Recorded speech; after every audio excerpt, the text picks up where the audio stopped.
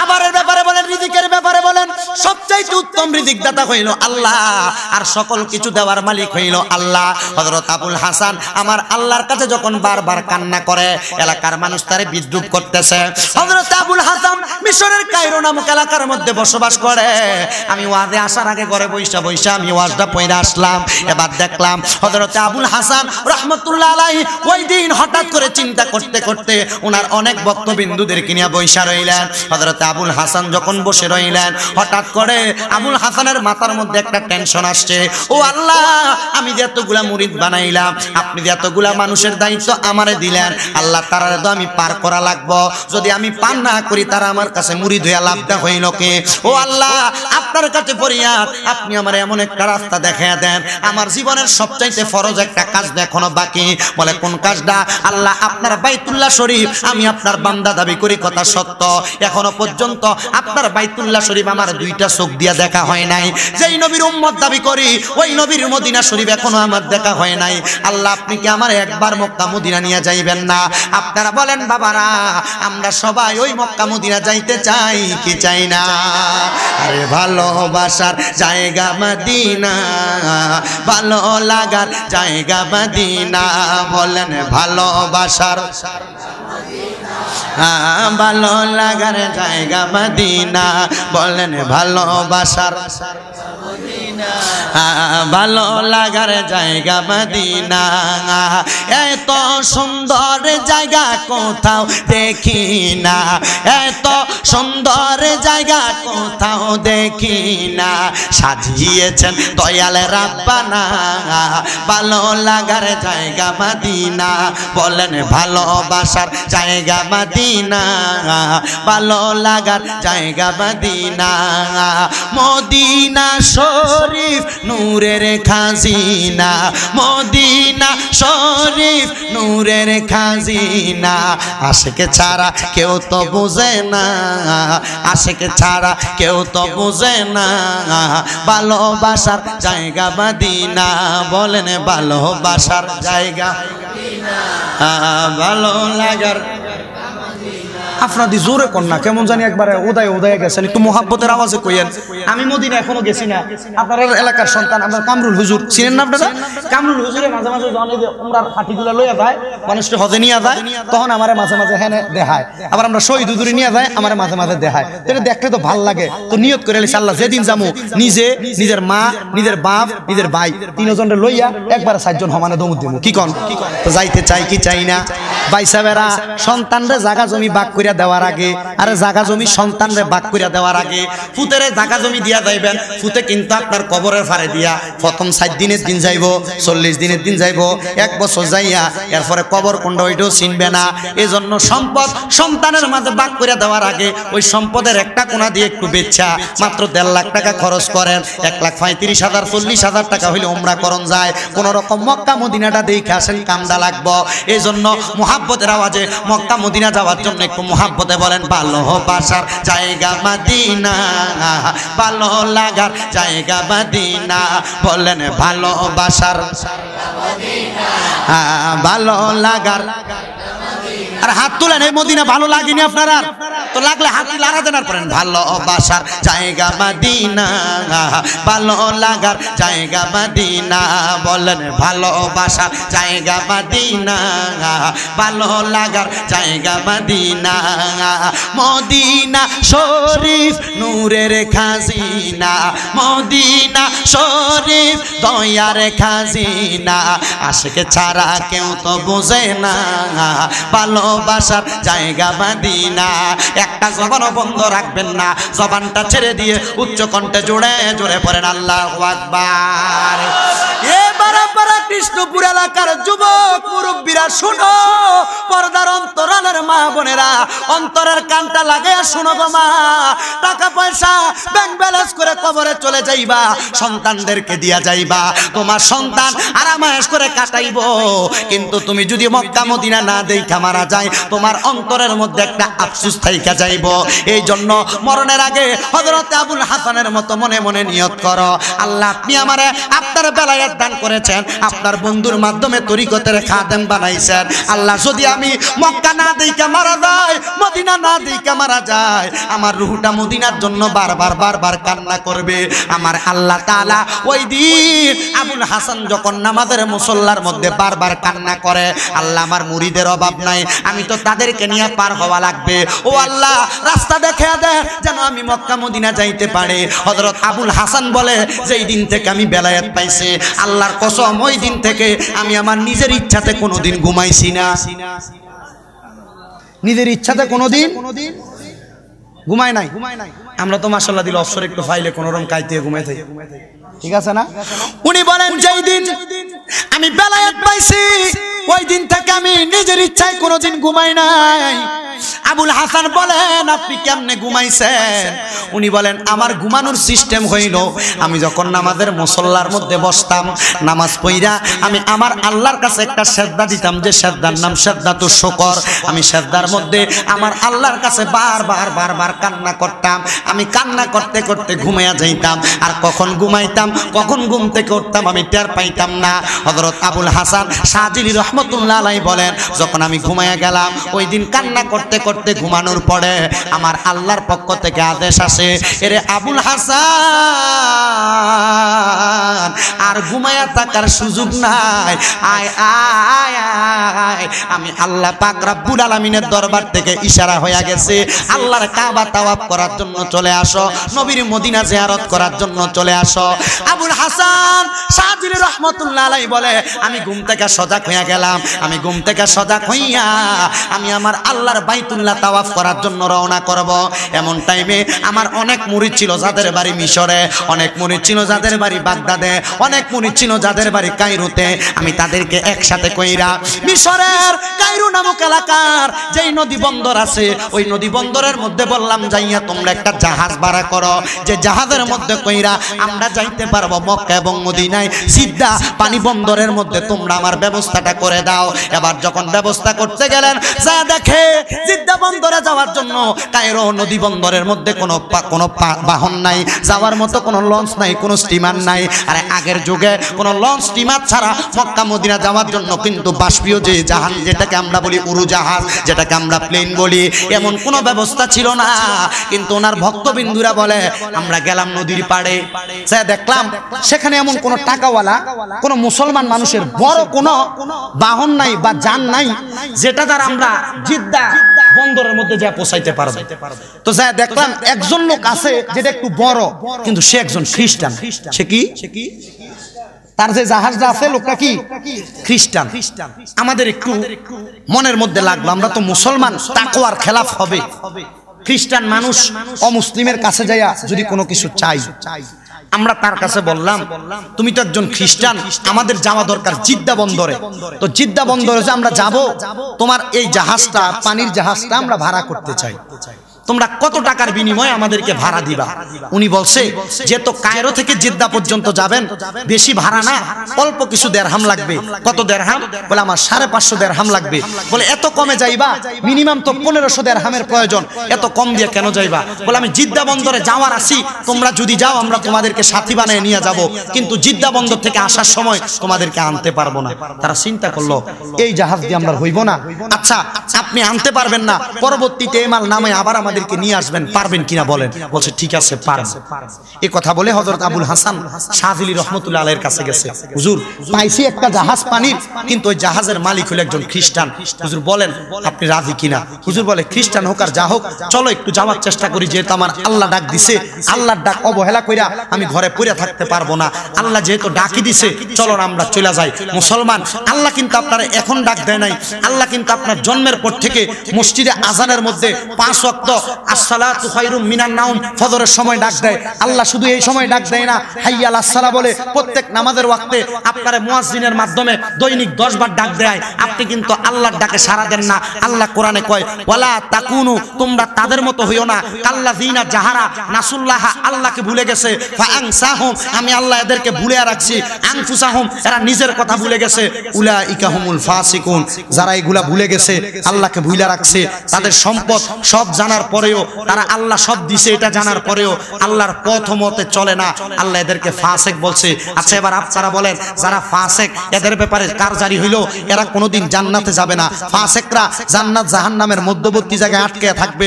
এবার আপনারা বলেন তো, আমরা কি ফাসেক হয়ে মরতে চাই? আওয়াজটা একটু আসতে হইছে। আমরা কি ফাসেক হয়ে মরতে চাই? তো ফাসেক হয়ে যদি মরতে না চান, তাহলে আল্লাহকে স্মরণ করার, আল্লাহর ঘরে যাওয়ার দরকার আসেনি? না না, দরকার নাই। তাহলে আল্লাহ বললেন, ওয়ালা তাকুনু কাল্লাযিনা নাসুল্লাহ, তোমরা তাদের মতো হইও না যারা আল্লাহকে ভুলে গেছে। এবার আপনারা বলেন, আল্লাহরে আপনার মনে আসেনি? কার কার মনে আছে? ডান হাত তোলেন। আপনার মানে এবার আপনারাই ধরা খাইবেন। আল্লাহরে বলছেন মনে আছে। এবার আপনারা বলেন, যাদের আল্লাহরে মনে আছে তারা কোনোদিন নামাজ ছাড়েনি, সুদ খায়নি, ঘুষ খায়নি, হারাম খায়নি, পরে জমি দখল করে খায়নি, মানুষের পকেটের টাকা মাইরা দিয়া খায়নি। তা আপনারা তো এমন কর্মের মধ্যে ব্যস্ত।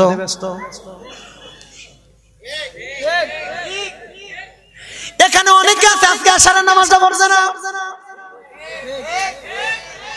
ঠিকের আওয়াজ আসতে বোধ মানিক বাড়ি দিলে গুনা গাছে ওটা করে দিকে মানে নিজের পরে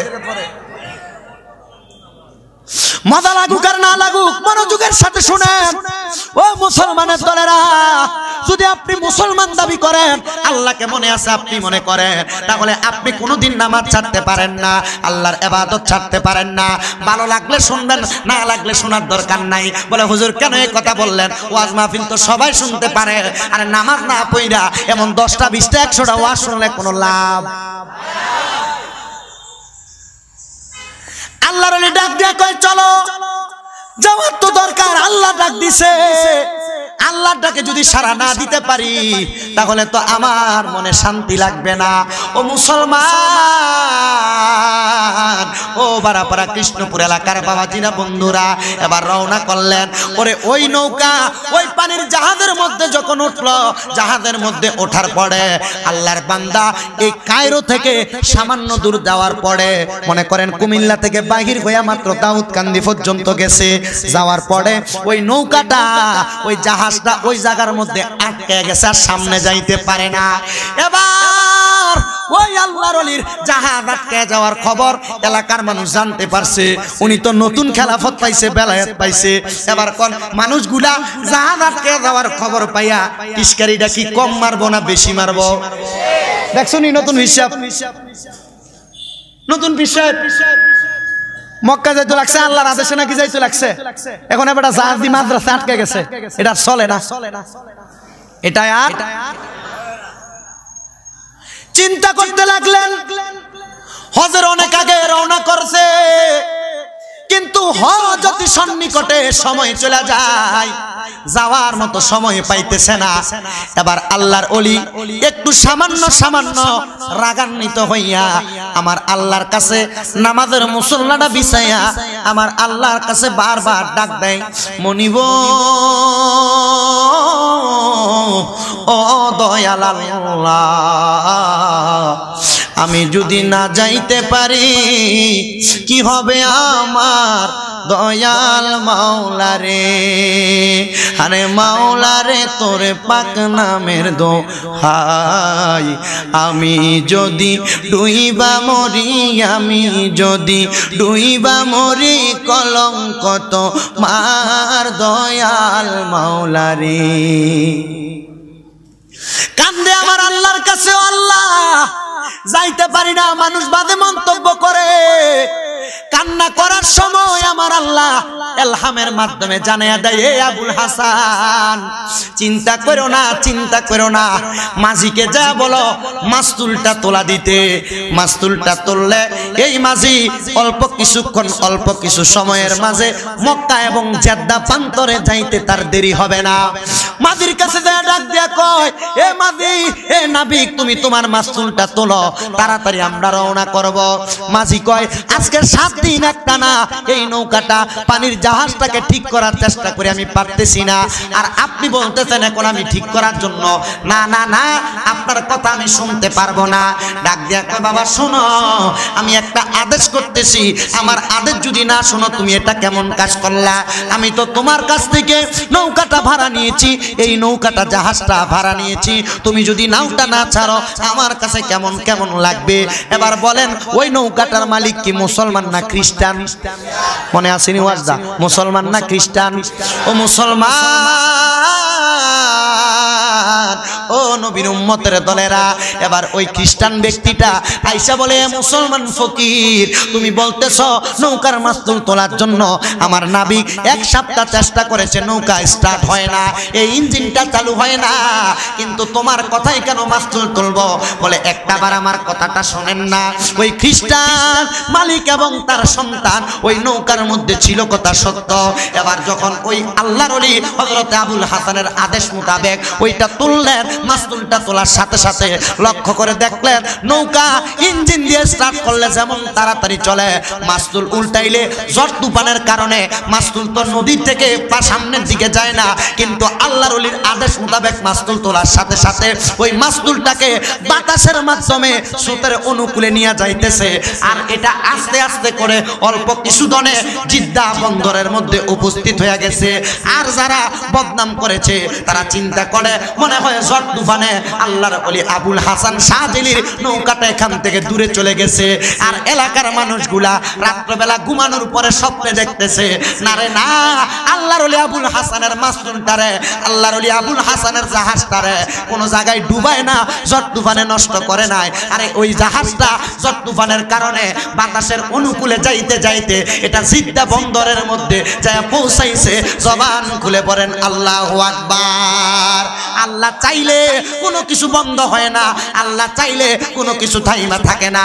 মুসলমান আল্লাহর কর্ম করো, মাল্লাহুল মাওলা ফালাহুল কুল, যেই ব্যক্তি মাওলার হইয়া যায় সারা জগৎ তার হইয়া যায়। তুমি ওই মনিবের কাজ করো, তোমার কর্ম সম্পাদন করার মালিক একজন, তিনি কে? জবান খুলে জোরে জোরে দুরূদ শরীফ পড়েন আল্লাহুম্মা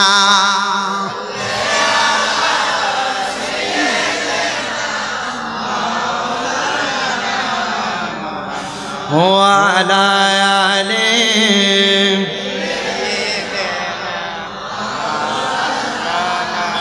মুহাম্মাদ আল্লাহুম্মা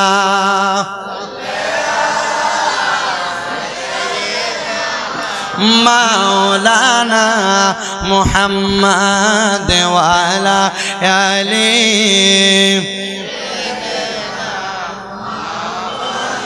ওরে বেলায়েতের মুর্শিদ হইয়া আসিলেন দিনের নবী, ওরে মুর্শিদিরে না পাইলে কি আর রাসূল পাবিনি, ওরে মুর্শিদিরে না পাইলে কি আর রাসূল পাবিনি। আল্লাহুম্মা সাল্লি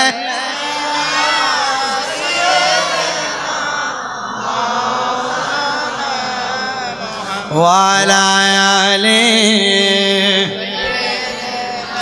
মাওলানা। ও বন্ধুরে, আল্লাহর ওলি যখন হজ করার জন্য গেলেন, আল্লাহর ওলি হজ করলেন, এমন হজের কারবারের মধ্যে যাইয়া আজব ঘটনা দেখছে ওই মাস্তুলের মালিক এবং তার খ্রিস্টান সন্তান দুইজন। দেখা আল্লাহর ওলি যখন হজ সম্পাদন করে জিদ্দা বন্দরের মধ্যে আসলেন, ওই হজটা সম্পাদন করে জিদ্দা বন্দরে আসার পরে ওই মাস্তুলের মালিকের সন্তান খ্রিস্টান মানুষ ডাক দিয়া কয়, হুজুর আবুল হাসান শাহজিলি, আপনার কাছে আমার একটা আবদার হইল, যেহেতু আপনি মুসলমান, আপনার এই কারামত দেখে আমার কাছে বড় ভালো লাগছে, আপনি এই মুহূর্তে আমার কালিমা পড়াইয়া দেন, লা ইলাহা ইল্লাল্লাহ মুহাম্মাদুর রাসূলুল্লাহ সাল্লাল্লাহু আলাইহি ওয়াসাল্লাম। জবান খুলে উচ্চ কণ্ঠে জোরে জোরে পড়ে আল্লাহু আকবার।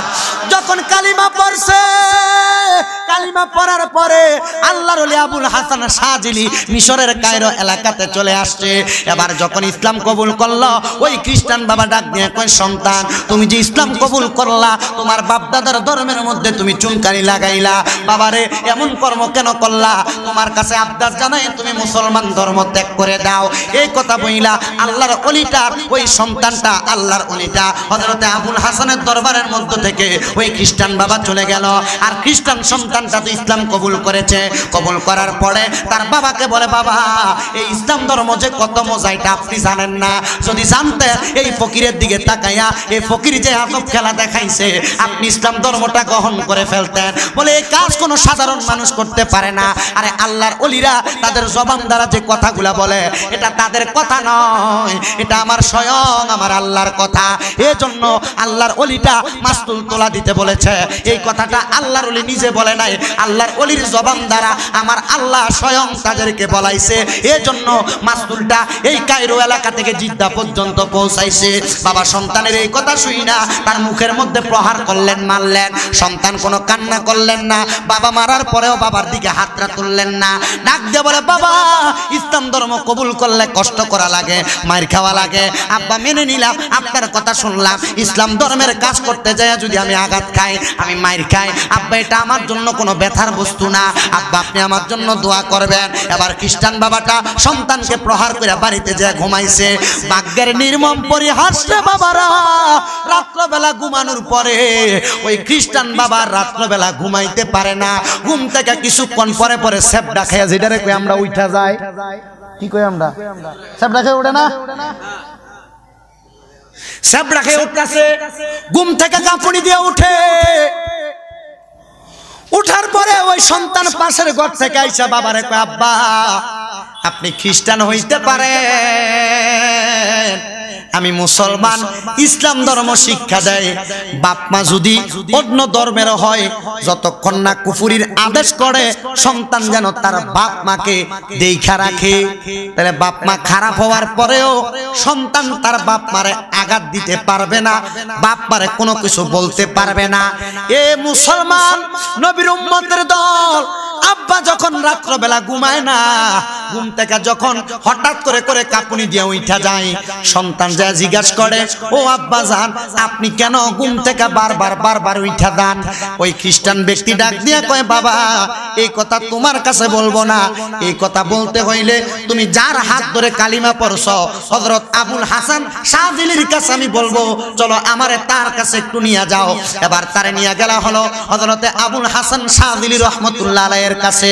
হযরতে আবুল হাসান ডাক দিয়ে কয়, কি গো আপনি না সন্ধ্যাবেলা আপনার সন্তানের মুখের মধ্যে আঘাত করেছেন, আমার দরবারে কেন আসা যাওয়া করে, মুসলমান কেন হইল? আর এখন দিয়ে আপনাকে দেখা যায় আপনি আপনার সন্তানকে নিয়ে আপনি আমার দরবারে চলে আসছেন, কেন আসছেন? কারণটা জানতে চাই, আপনি কি বলবেন? বলে, হুজুর আমি আপনার কাছে একটা কথা বলি, আমি গত রাত্রে একটু সময়ের জন্য ঘুমাইতে পারি নাই। আমি গত রাত্রে স্বপ্নের মধ্যে দেখেছি আমার সন্তান আপনার হাত ধরে ইসলাম গ্রহণ করার কারণে আপনার ভক্তবিন্দুরা, আপনার মুরিদানরা আপনার পেছনে পেছনে জান্নাতে ঢুকতেছে, তার মাঝে আমার সন্তানও আছে, আপনার পেছনে পেছনে জান্নাতে ঢুকতেছে। এমন টাইমে আমি আমার সন্তানকে বললাম, এরে সন্তান আমি আব্বা তো তোমার বাবা, তোমার জন্মদাতা, আমারে তুমি নাজাতের রাস্তা জান্নাতের মধ্যে নিয়ে যাও। আমার আব্বা, আমার সন্তান আমি আব্বারে বলেছে, আব্বা আপনি আমার দলের অন্তর্ভুক্ত না, এজন্য আপনি জান্নাতে যাইতে পারবেন না। হুজুর আমার সন্তান জান্নাতে গেছে কিন্তু আমি যাইতে পারি নাই, জান্নাতের দরজা বন্ধ করা হয়েছে। হুজুর আমার সন্তানের দলের অন্তর্ভুক্ত হওয়ার জন্য কি করা লাগবে? বলে অন্য কোনো কিছু না, আমানতু বিল্লাহি, সুবহানাল্লাহ কন্না, আমার আল্লাহর প্রতি ঈমান আনা লাগবে, ওয়া রাসূলিহি, রাসূলের প্রতি ঈমান আনা লাগবে, ওয়া কুতুবিহি, কিতাবের প্রতি ঈমান আনা লাগবে, ওয়া মালাইকাতিহি, ফেরেশতার প্রতি ঈমান আনা লাগবে, ওয়াল ইয়াউমিল আখিরি, আখিরাতের প্রতি ঈমান আনা লাগবে, ওয়াল কদরি খাইরিহি ওয়া শাররিহি মিনাল্লাহি তাআলা ওয়াল বাসি বাদাল মাউত, তাকদীরের ভালো মন্দের প্রতি বিশ্বাস রাখতে হবে। এবং আপনি যে মরার পরে আমার আল্লাহ হিসাব করার জন্য আবার উত্তোলন করবে, ওইটার প্রতি বিশ্বাস করা লাগবে। বলে হুজুর আল্লাহর কসম, ওই জান্নাতে যাওয়ার জন্য যে 7টা বিষয়ের প্রতি ঈমান আনা লাগবে, এই মুহূর্তে কালিমা পড়াইয়া আপনি আমার 7টা বিষয়ের প্রতি ঈমান দান করেন, জোরে সরে পড়েন সুবহানাল্লাহ। আর ওই ব্যক্তি খ্রিস্টান ইয়া রাসূলুল্লাহ নারে গাউসিয়া ইয়া গাউসুল আযম আহলে সুন্নাত ওয়াল জামাত জিন্দাবাদ জিন্দাবাদ মাওলানা কারি শামী মুহসিন আল কাদরি সাহেব জিন্দাবাদ। ও মুসলমান, নবীর উম্মতের দল সামান্য একটা স্বপ্নের কারণে জান্নাতে যাওয়ার জন্য একজন খ্রিস্টান যদি ইসলাম ধর্ম গ্রহণ করতে পারে, আপনারা বলেন আমরা মুসলমান দাবি করি, আমরা মুসলমান হইয়া আল্লাহ তাআলার পথ মতে চলার দরকার আছে না নাই? আর ওই আল্লাহর বান্দা ইসলাম ধর্ম গ্রহণ করার পরে শুধু ইসলাম ধর্ম গ্রহণ করে মুসলমান হয় নাই, মুসলমান হওয়ার পরে ওই আল্লাহর বান্দা প্রত্যেকদিন রাত্রবেলা নামাজের মুসল্লার মধ্যে আল্লাহর কাছে কান্না করেছে, আল্লাহ জীবনে অনেক গুনাহ করেছি, অনেক পাপ করেছি, ওই পাপের মার্জনা আপনি আল্লাহ না চাইলে কোনোদিন হবে না, ক্ষমা করে দাও, মাফ করে দাও। আমার আল্লাহর পক্ষ থেকে আওয়াজ আসে, বান্দা চিন্তা করো না, এখন ইবাদত যেমন ভাবে করতেছো আমি আল্লাহ ইবাদতের মাধ্যমে বান্দার সকল গুনাহগুলা মাফ করে দেই। জবান খুলে বলেন সুবহানাল্লাহ।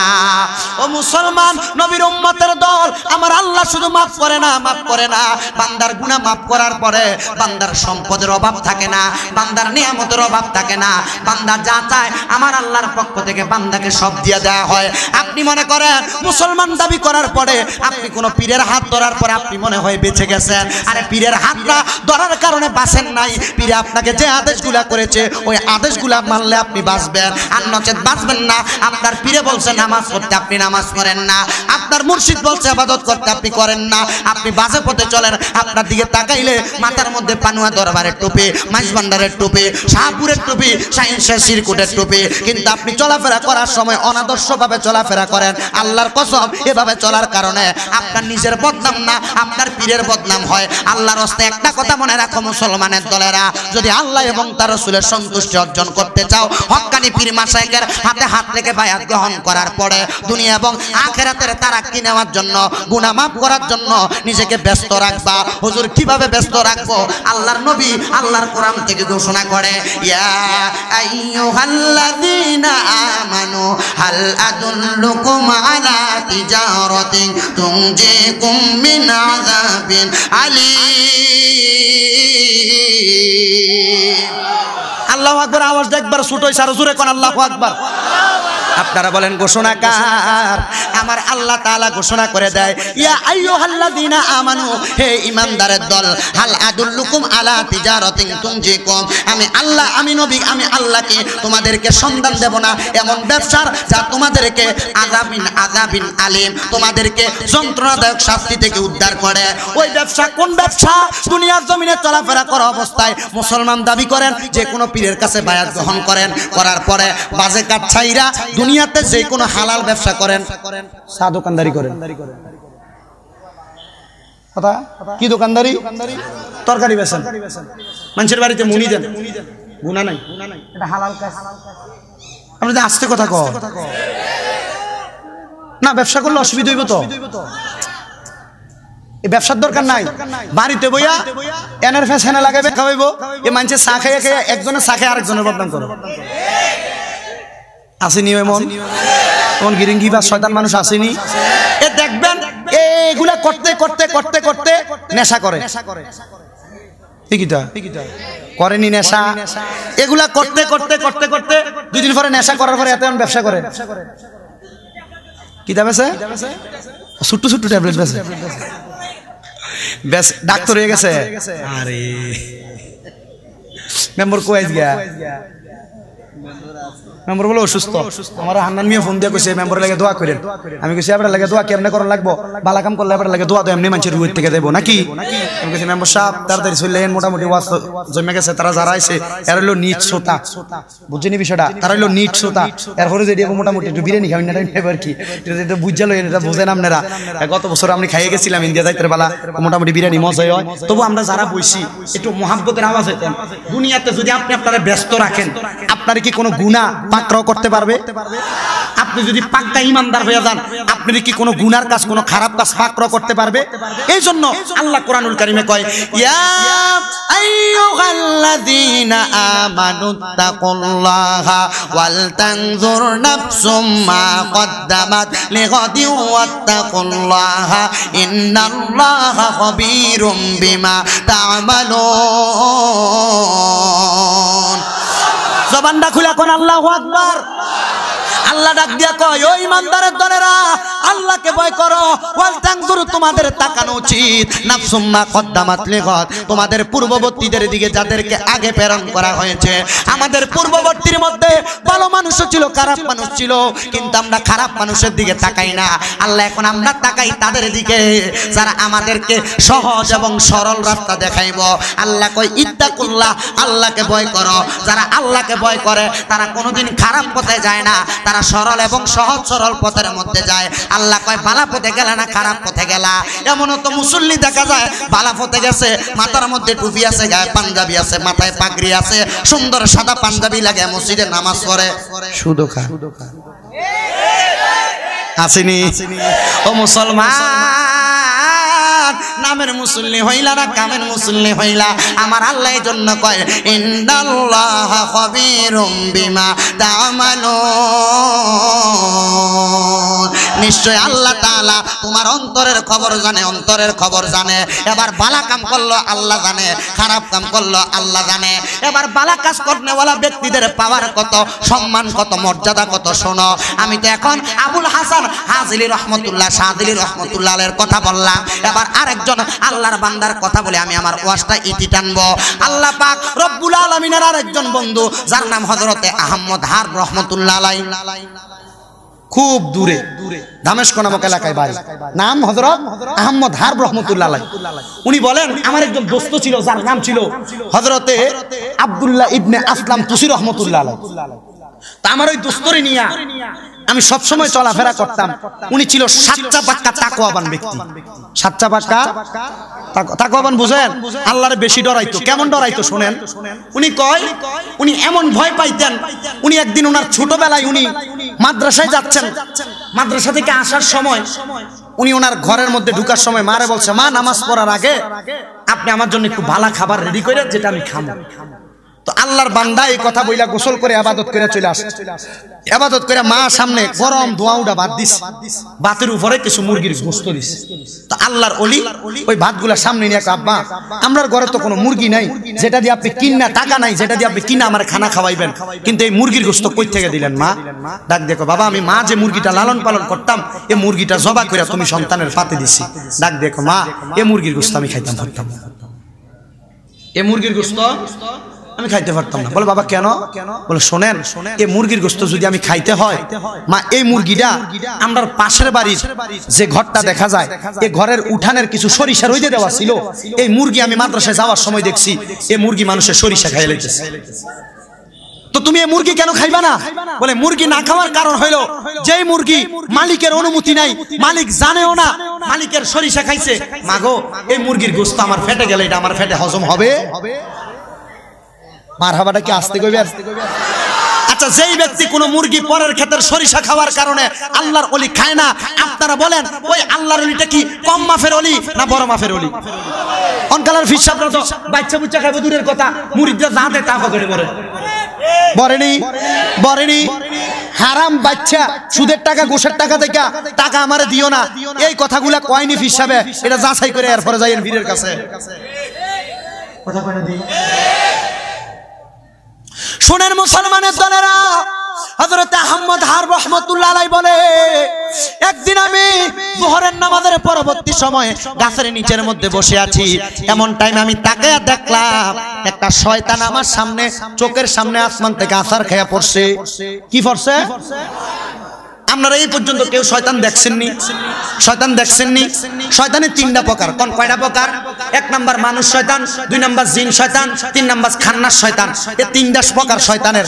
এই 3টা প্রকারের ভিতরে মানুষ শয়তান যদিও দেখেন এলাকার ভিতরে যদি কুনেরটা বানা করে, মানুষের মাঝে ঝগড়া লাগায়, সুদের টিয়া খায়, ঘুষের টিয়া খায়, হারাম খায়, বুঝবেন এটি মানুষ শয়তান। এটি কি শয়তান?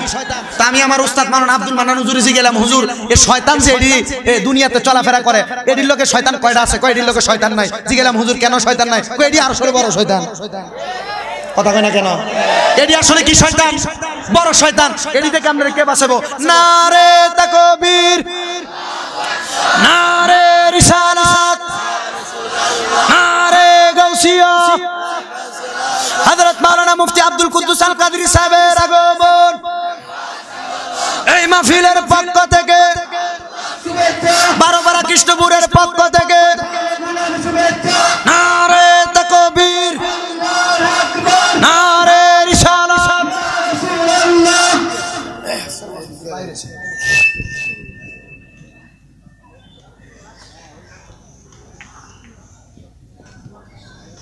জোরে কোন মারহাবা। আসতে গেছে আর জোরে কোন মারহাবা। আমার বাবারা হুজুর যেহেতু আসছে মূল্যবান আলোচনা করবে, আমি ছোট মুখে একটু মনের কথাটা একটু শোনেন।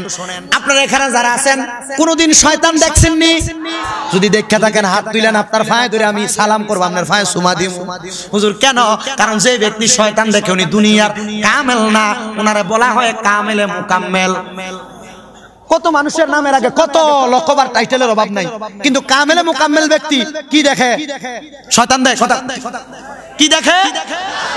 হযরত আহমদ হার রহমাতুল্লাহ আলাইহি বলে, আমি দেখলাম যোহরের নামাজের পরে আমার চোখের সামনে আসমান থেকে একটা শয়তান ধপস করে আমার সামনে পড়ল। আমি জিগাইলাম, শয়তান কেন রে এইভাবে পড়লা? জানতে চাই শয়তান তোমার কাজ তো মানুষকে ধোঁকা দেওয়া, আসার খাইয়া কেন পড়লা? শয়তান ডাক দিয়া কয়, শুনেন শুনেন শুনেন, আমি এমনে পড়ি নাই, আমি তো মানুষকে ধোঁকা দিতে গেছি। বলে কারে ধোঁকা দিতে গেছো? বলে আপনার একজন দোস্ত আছে যার নাম হযরতে আসলাম তুসি রহমাতুল্লাহ আলাইহি, ওই দোস্তর কাছে গেছি। উনি ওযু করার পরে উনার একটা বাষ্প বের করে, আমি উনাকে লজ্জা দিব, শরম দিব, কিন্তু উনি ওযু করার পরে উনার ডান হাতের শাহাদাত আঙ্গুলটা আসমানের দিকে উঠাইয়া কালিমা শাহাদাত তেলাওয়াত করছে। আল্লাহর কসম, কালিমা শাহাদাত তেলাওয়াত করার পরে উনার শরীরের মধ্যে একটা জিলকানিয়ার ঝাটকা আসছে। ঝাটকা আসার কারণে আমি দেখলাম ওই আল্লাহর বান্দাটা যখন ঘাটটাকে ছাড়া দিল, আমি তার ঘাড়ের মধ্যে বসা ছিলাম। আমি ওই বান্দার ঘাড়ের মধ্যে বসা অবস্থায় যখন বান্দা ঘাটটাকে ছাড়া দিল, আমি তার ঘাড়ের ধাক্কার দ্বারা আমি ওইখান থেকে আপনার সামনে আইসা আসার খায়া পড়ছি। বলে এ শয়তান, ইমানদারের কাঁধের উপরে যায় বসছো। আল্লাহর কসম, আল্লাহর ওয়াদা, তুমি হাজার চেষ্টা করলে ইমানদাররে কোনোদিন ধোঁকা দিতে পারবা না, ধোঁকা দিতে পারবা না, ধোঁকা দিতে পারবা না। ইমানদার সব সময় যদি ওয়াজকুরুল্লাহ, আল্লাহর জিকিরের মাধ্যমে আপনি আপনার অন্তরটাকে মশগুল রাখেন, জবানটাকে মশগুল রাখেন, আপনারা বলেন আমার আল্লাহ তাআলা আপনি বান্দাকে দুনিয়া এবং আখিরাতের ধনী, দুনিয়া এবং আখিরাতে সম্মানিত বানাইতে পারে কি পারে না?